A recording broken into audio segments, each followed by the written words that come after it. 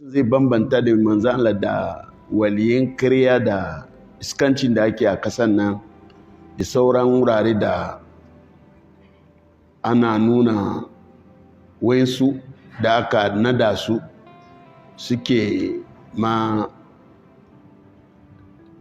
munafasa da manzan Allah sallallahu alaihi wasallam ko suna fifita su fiye da manzan Allah.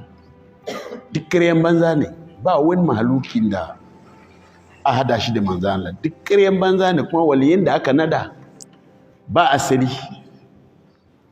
ba wani dalilin da ya nuna cewa waliye ne, ba wanda ya nada su. Yanzu aka haifai su, shaida aka yi shekara 1000. Wancan can kuma suna shi da Abdulkadir shekaru 400 bai taba fitowa ce yana shi da Abdulkadir ce da shi wani da zai gasa da manzan Allah ba, bai fara ba. Saboda haka waɗannan jinin da ake yi ana son lafiya a bi manzan Allah sallallahu alaihi wasallam. Duk wanda yake da wani malamin ko yana da wani wali, in dai abu ya sa muna zikira gunsu ya dace na manzan Allah yi.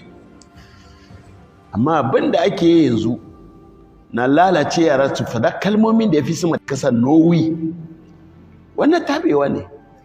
Yara matasa su fita su ringa kaga ma Allah ƙarya Allah nan. Wannan babu hankali a ciki. Rushe addini ake so a yi, rushe addini ake so a yi.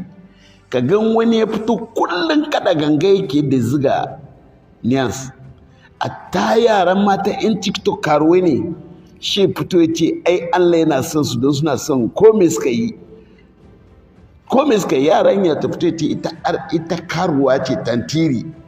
Shi kuma da matasan da irin suna da yawa su ce tun da ta kowace irin iska ne Allah yana son sa haka saboda tana son Iyass.